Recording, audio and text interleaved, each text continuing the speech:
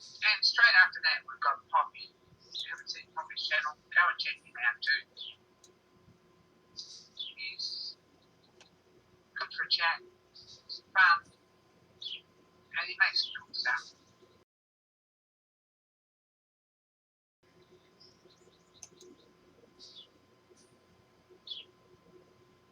And straight after that, we've got Poppy. If you haven't seen Poppy's channel, go and check him out too. He's good for a chat, he's fun, and he makes cool stuff.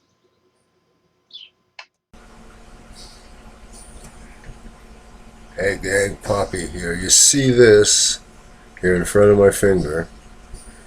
Just give it just a little bit. You see here, see how you see these, it looks almost like the ghost of a thread spiraling up here. This is the original stock Shearline Power Feeds finish. This one right here is my slow speed reversible power feed running at a moderate spindle speed. This one here, full out 2800 RPM with my reversible slow speed power feed unit. Look at that finish there. Isn't that beautiful? As opposed to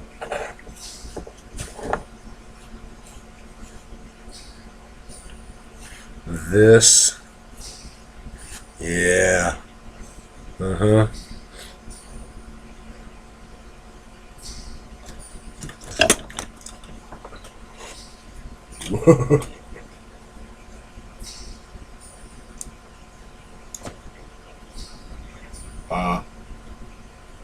On the reversible slow speed lead screw for my lathe, I decided to remove that Kirby flexible shaft. There's the shaft itself. I kept the bayonet fitting for the flex shaft because that made it really easy for me. I just had to grind tapered square on the end of the screw sticking out of the lathe's feed rod. Oh, yeah. Slides in, slides out. The flexible shaft, when Scott and Fetzler designed it, they were thinking of Ted Cassidy. Remember, this is a Butler attachment for the Kirby vacuum cleaner. They were thinking of Ted Cassidy. Chirp, chirp, chirp, chirp, chirp, chirp. Anyway, it was causing friction losses in power transmission, so I eliminated it. Good night from California.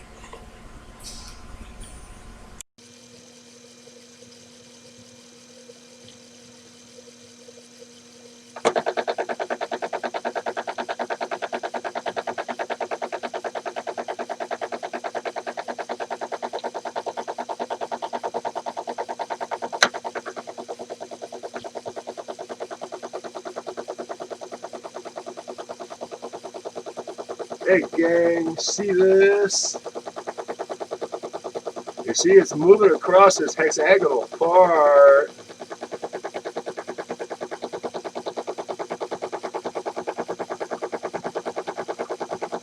Here's the joystick. Oh! I pulled out the power plug. That's not good.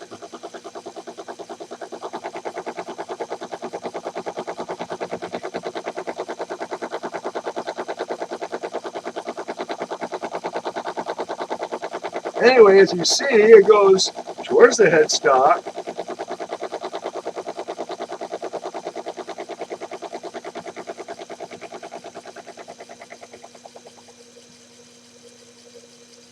And now, because of this,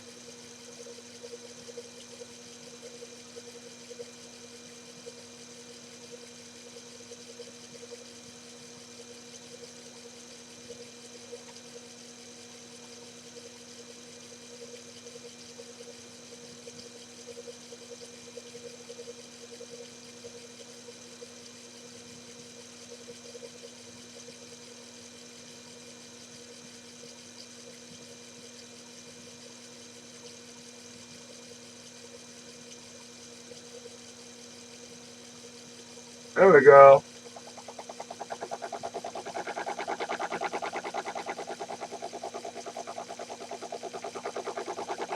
Now you see it going that way.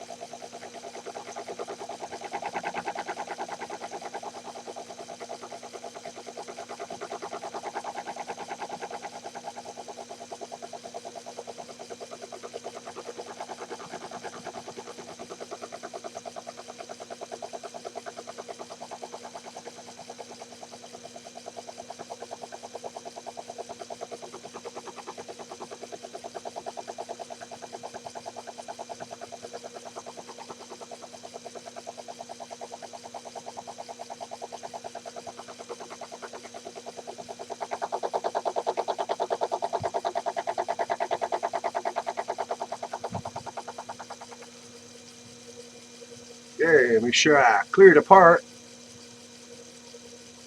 That's far enough. Let's try going back for a 25 thousandths cut.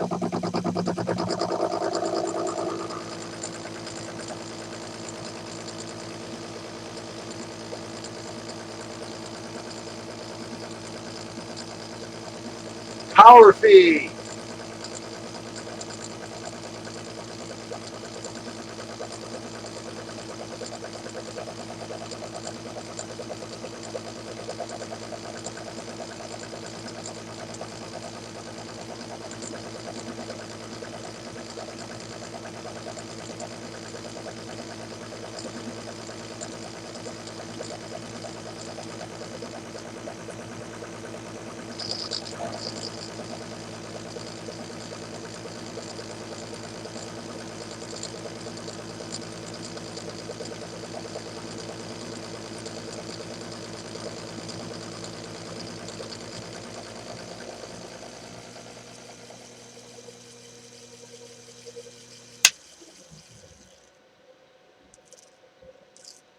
Nice cut.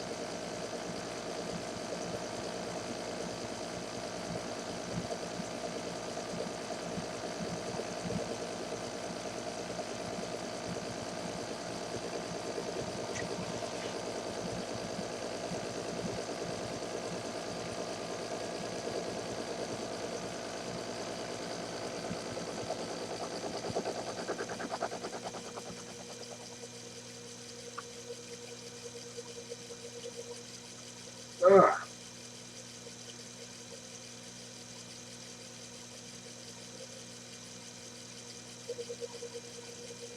And now we go back towards the headstock.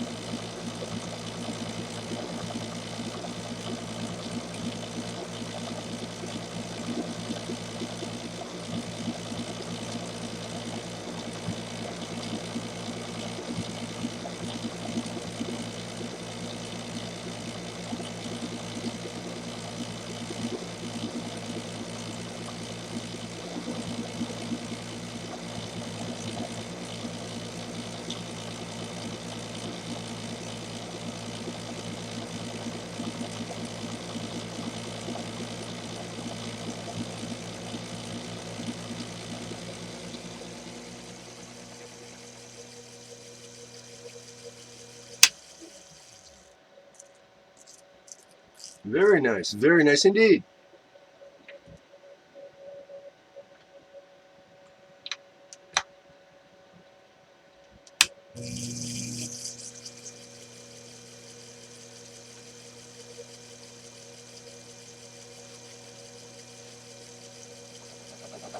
Go back.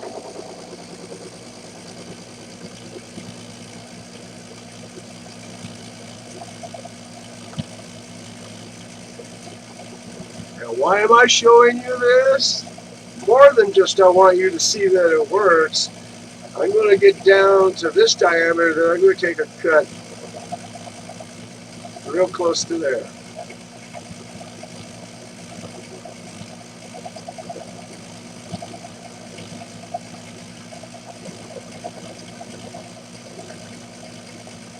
You notice this hexagonal bullhead is just disappearing. And I'm not cranking my right arm to make it happen.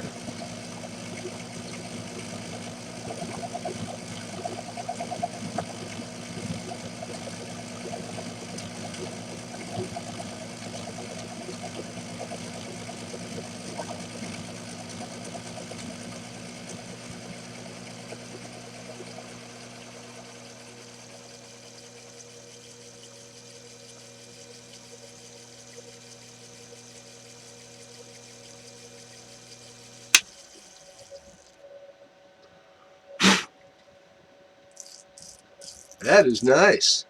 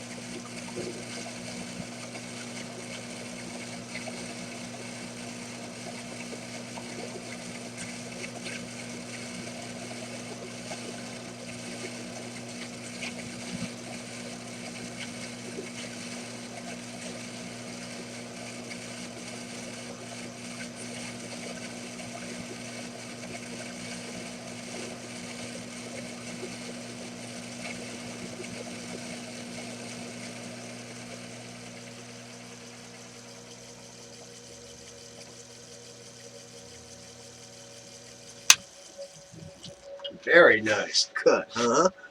I'm going to take a moment here to make a slight adjustment.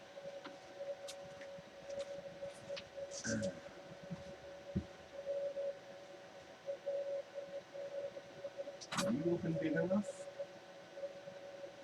Maybe.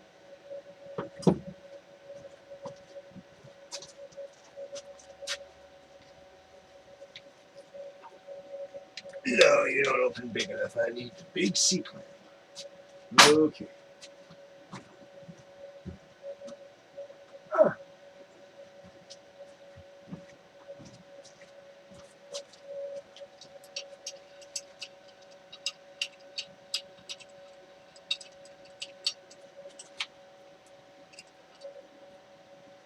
Oh, boy. Oh, you're going to be obstinate now, aren't you? Okay. Uh.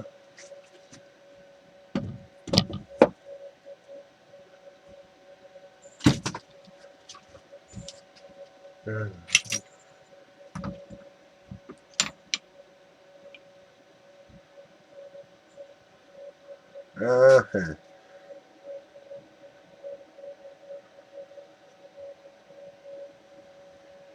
Okay.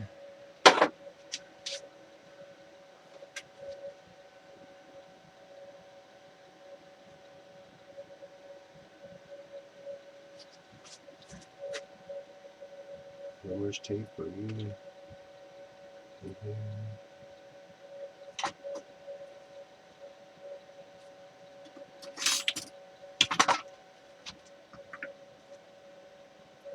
Okay, okay.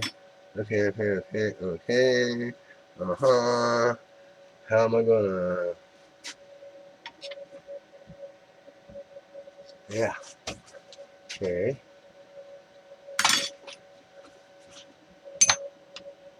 Not good enough.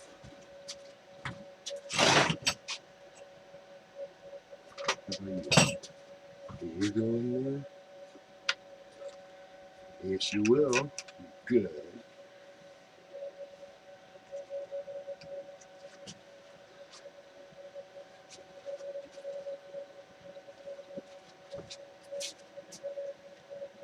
Okay.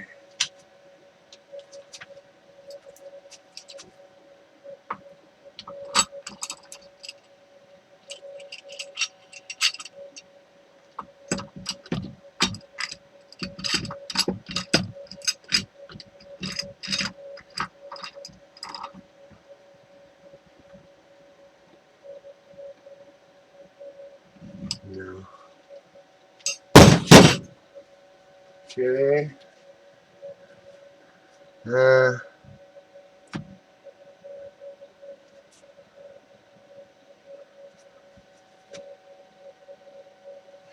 yeah. Okay.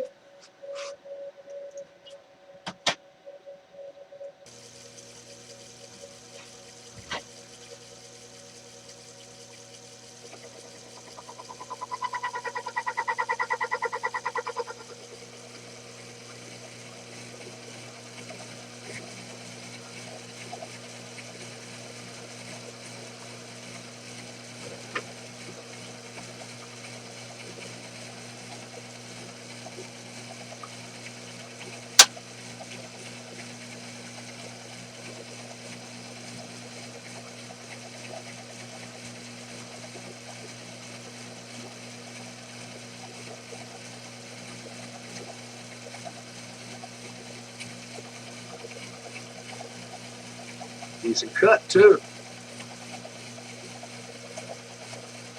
My power feed motor ain't getting hot. Power supply ain't getting hot. My right arm ain't getting repetitive motion pain from cranking these long cuts.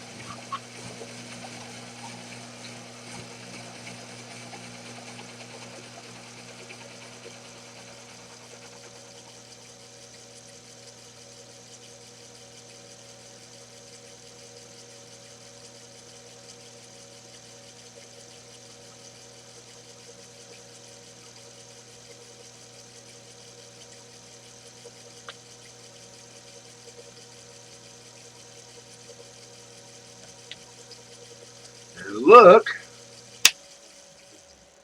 at that surface finish. It's beautiful.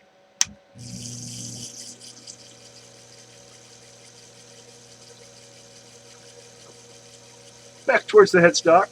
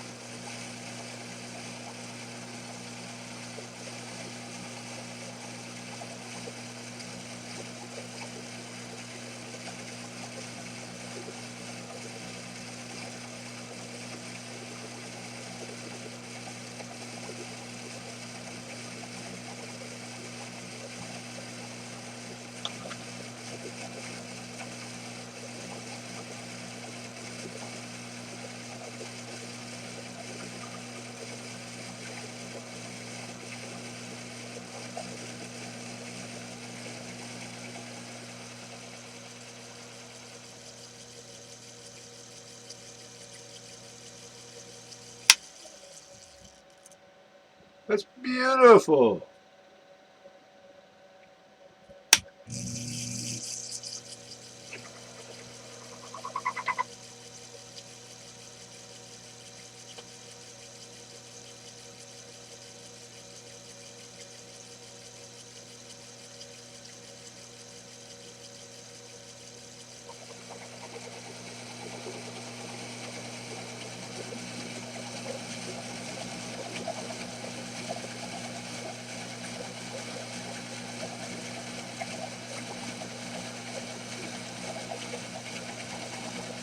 Taking it down, ain't it?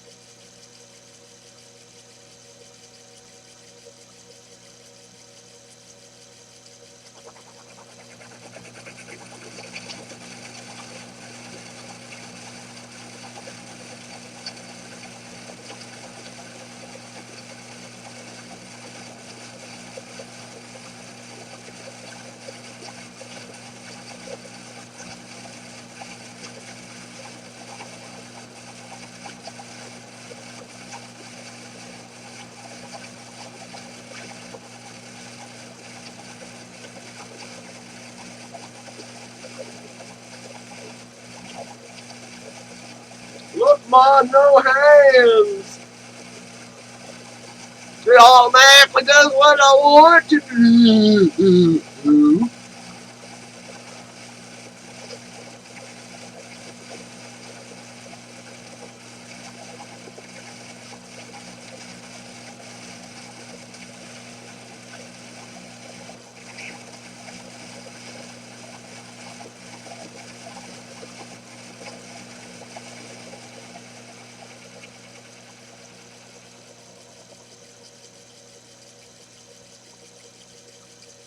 Well. Let's see what we got here. Pretty close to that dimension. Let's come down here. Touch off.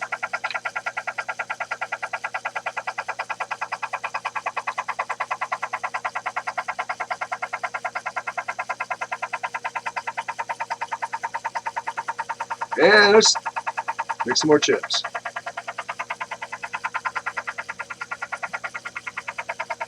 See, we're passing it right here. Getting close to that large diameter.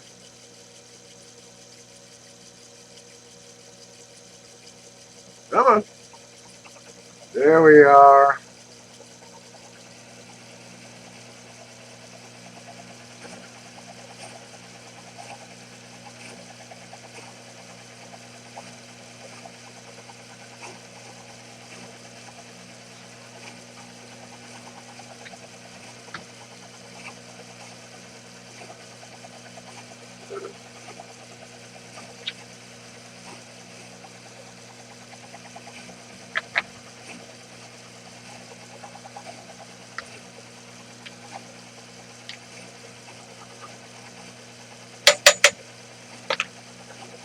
Now, those of you asking, can a shear line lathe move metal? This phosphor bronze, it ain't tool steel, but it is not all that easy to cut either.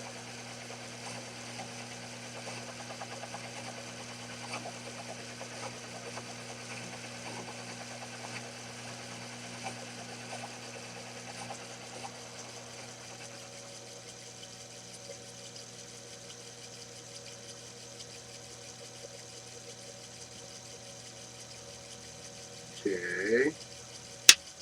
Take a look at what we got here. Oh, yeah. Okay. 24. A little bit more spindle speed.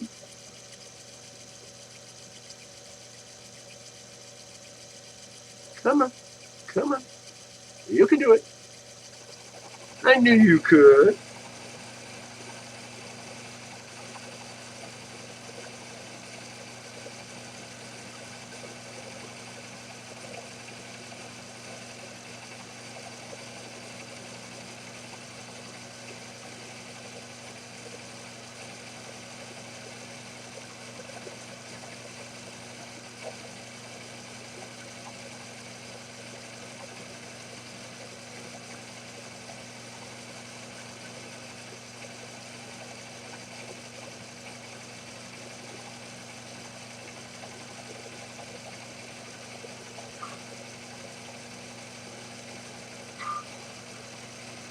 It was a fairly decent day today. I actually saw some blue in the sky, and the sunlight was harsh enough to hurt my eyes.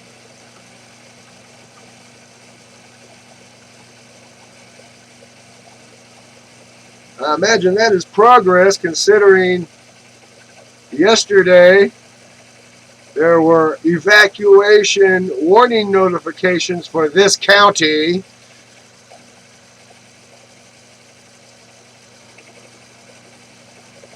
Hey, I do believe I'm getting into the meat of this project.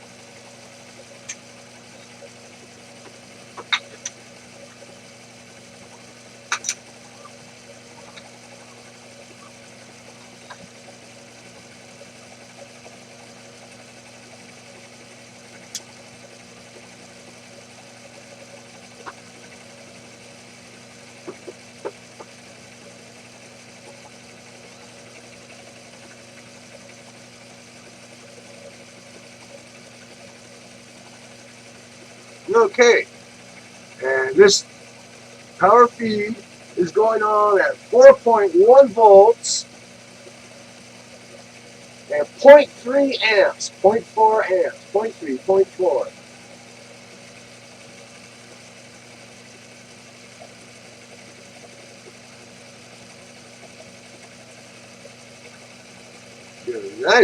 Nice surface finish here.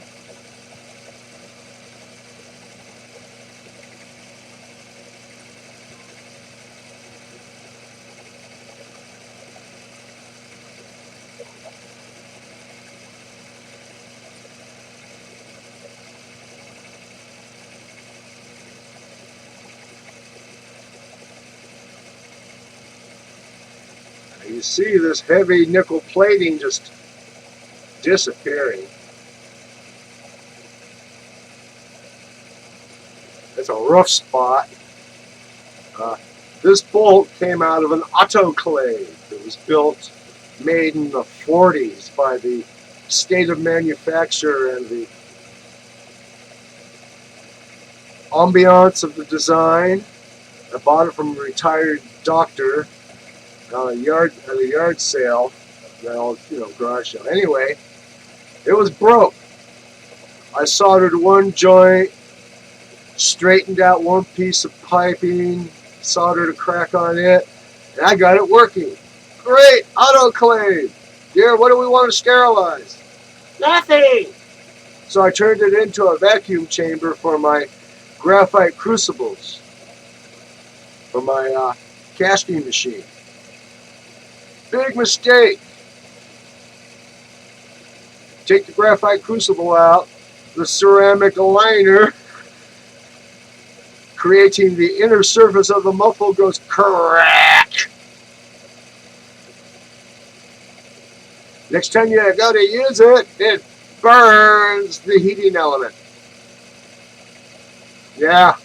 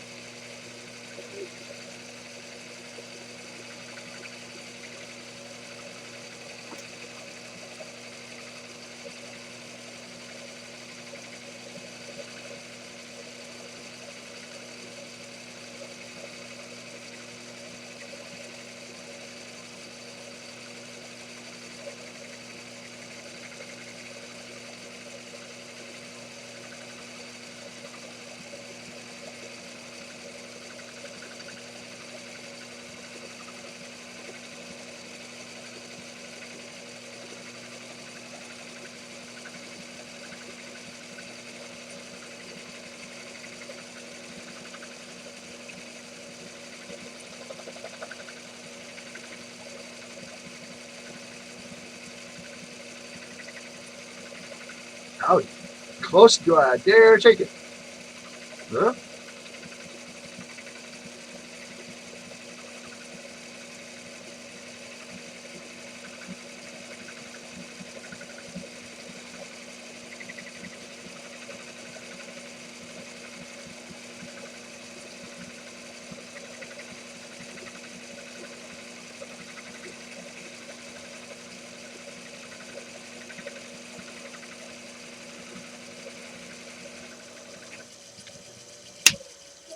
Okay, I'm going to go in the house. I have to make a telephone call. I shall be back. Hey, gang, I'm back. Let's get some more light going in here.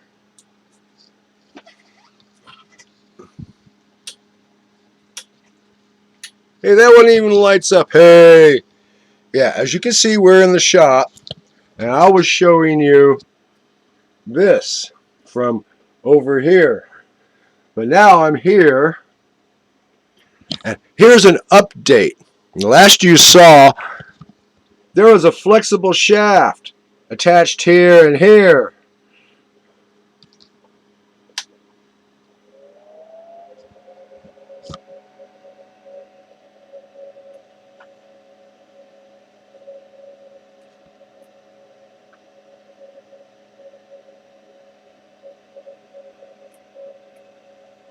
There we go. Get it in the picture. You see? Okay. Let me put you on your weighted base. Okay. Oh! Hi! Hey, I was showing you the lathe and the power feed and how it doesn't have this between the motor and the lathe.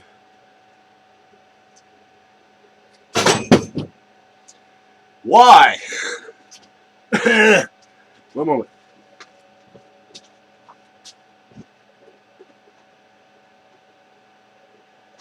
More light is even better. Hey. Ugh.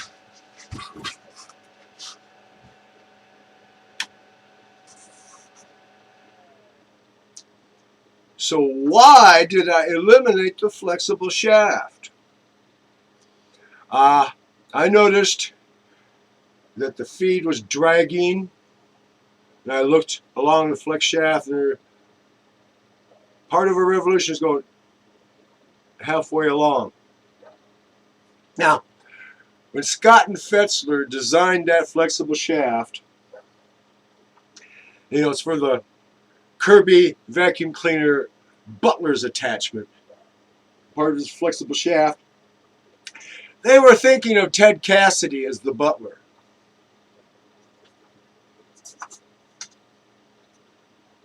No, that's not. They were thinking of Lurch. Hey, that's got me in better light. Anyway, they were thinking of Lurch. So that flex shaft is industrial almost. It's heavy, strong, take a lot of torque. And anyway, it robbed a lot of torque out of his unit. And as you see, here we got the motor running the worm, which turns the worm wheel, which connects to here, and we connect here. Here's our power supply. And here's the joystick I made. Nice, huh? Yeah. Okay.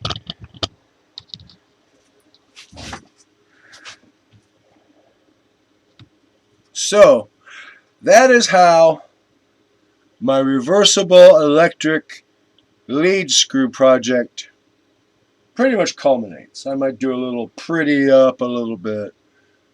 Tiny little bit. Poppy don't do much pretty for pretty's sake. If functional Looks good, great. Otherwise, function first. Yeah. Yeah, I got tired of going for aesthetics. You know, I used to work in a business where aesthetics wasn't king, aesthetics was God. And I got tired of that one.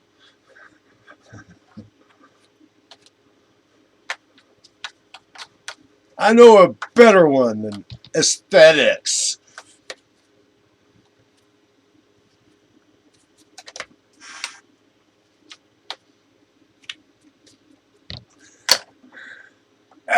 Okay, now let's tummy bars. You're right. Here. Okay. As I recall, I want to.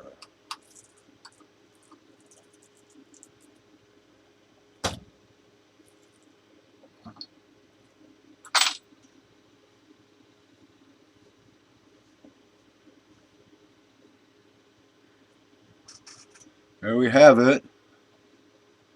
Phosphor bronze. Look at that surface finish. And I don't know what that is. That was below the surface. Isn't that nice? I like it. It makes me very happy.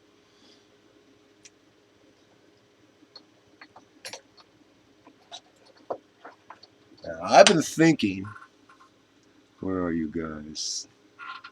Where are you little saws? Ah, there you are.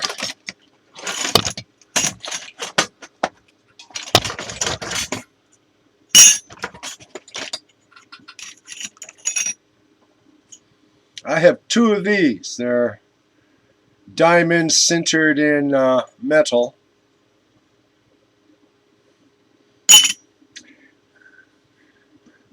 I take a 3/4 16 nut face, and after I sandblast here, I silver solder, and I've got a diamond Blanchard wheel for my machine.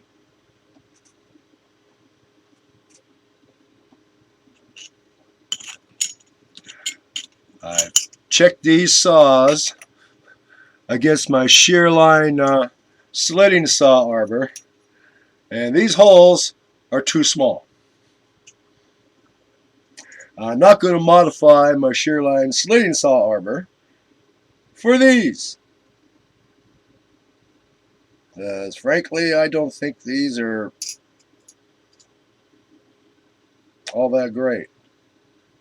But you know, since they're here, I have to utilize.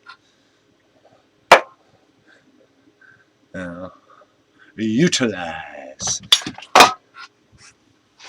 Now, why, other than the fact it wasn't working good, did I take out the flexible shaft? Well, Poppy always attempts to kiss. That is an engineering rule. Keep it simple, stupid. The simpler your mechanism, the less that can go wrong. You eliminate a part you don't need, that part will never go wrong in the field and get your engineer cursed to 7 different deities.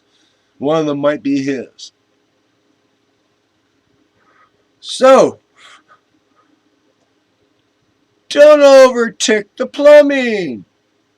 Like Scotty said, that makes it so much easier to clog up the drain. Good night from California.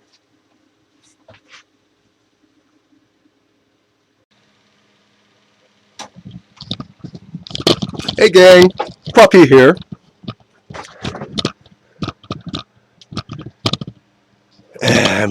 In my light.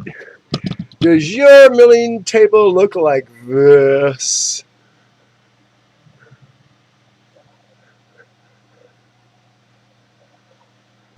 Does it? Well, if it does, don't suffer the embarrassment of ugly milling table.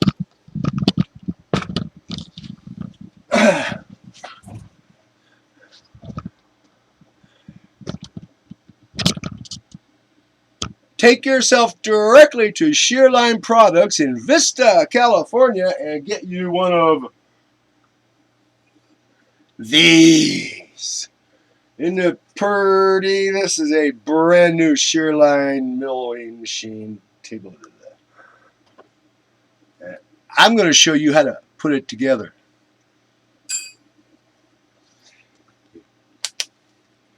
Take your bag with your 2 screws. You can take them both out if you want. Throw the bag away. And I've got another 1032. It's about the right length also.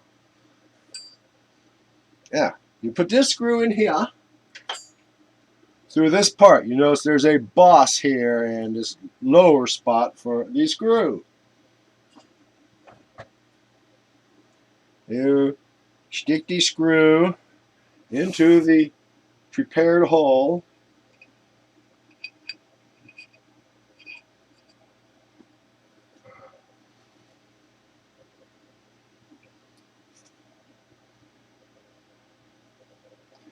And when, and only when, you are satisfied that this is in the right place,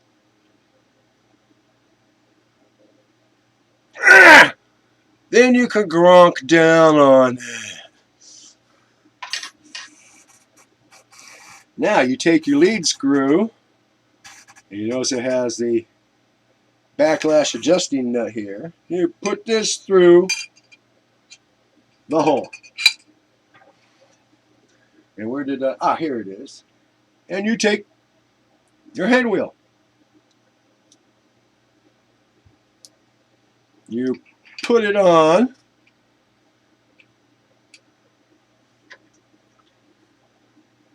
You pick your spot judiciously.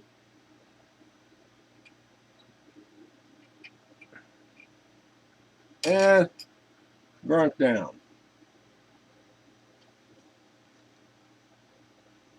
Almost no lash. Very good. Now, that's how you put your new table together.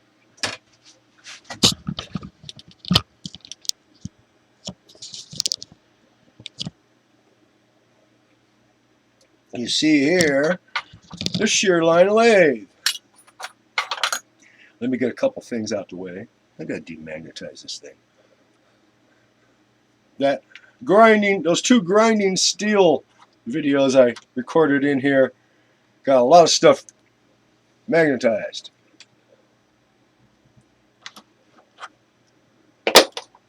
Apparently, steel will get magnetized if you grind it.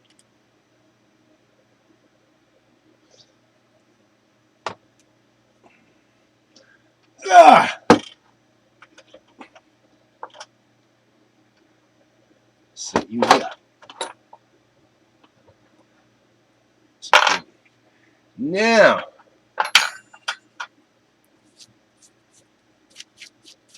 when I first got my Shearline lathe back in '95, yeah, it's '95,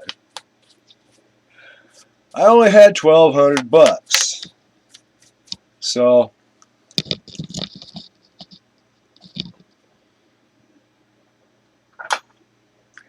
I only got the most important that I could not live without accessories to go with my lathe. Now, I got the vertical column, right? Boom, it'll mount there. I couldn't afford the XY base. I say, hey, no problem.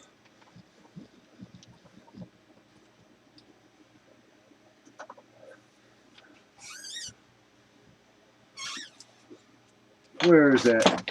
There it is. The clean rag.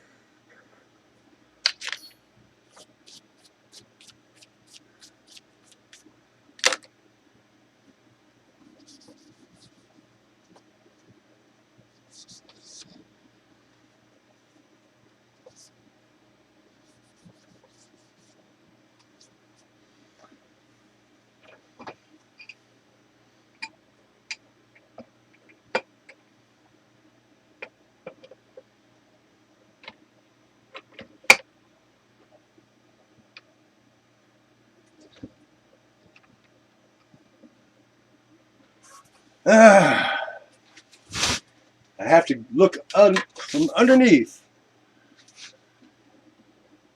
And that is helping absolutely zero. So, okay, you can come out.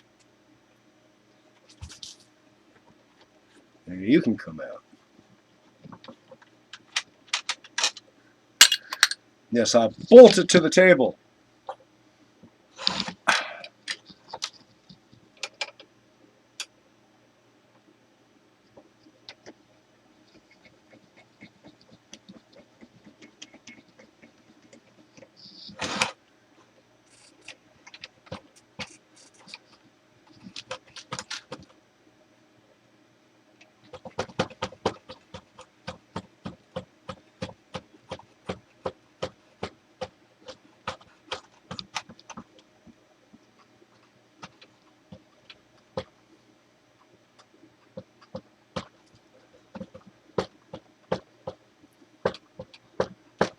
So, you see what my idea was. I would have the vertical column and the headstock, boom.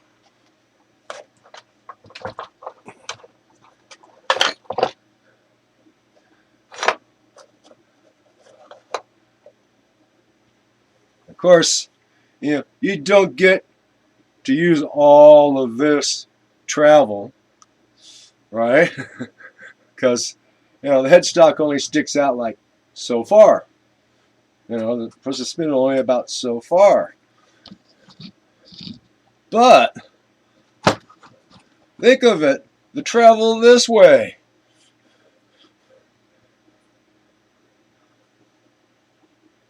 Yeah. Vertical milling machine.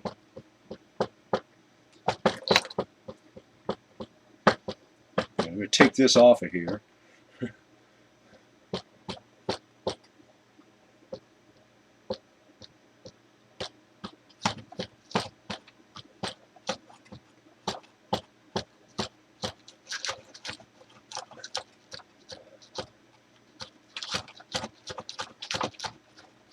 Emily, come on.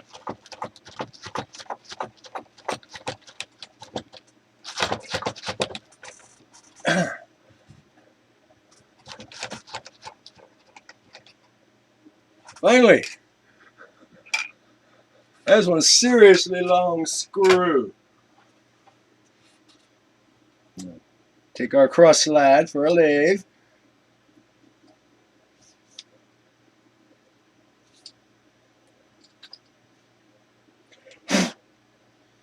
Do a cursory inspection.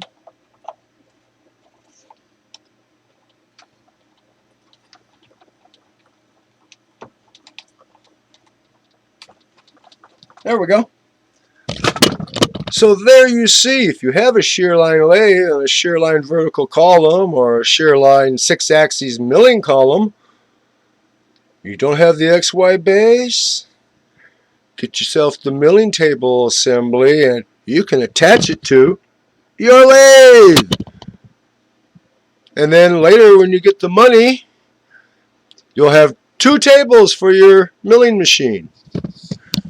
I think you've seen why 2 tables for a milling machine is desirable, haven't you? Good night from California.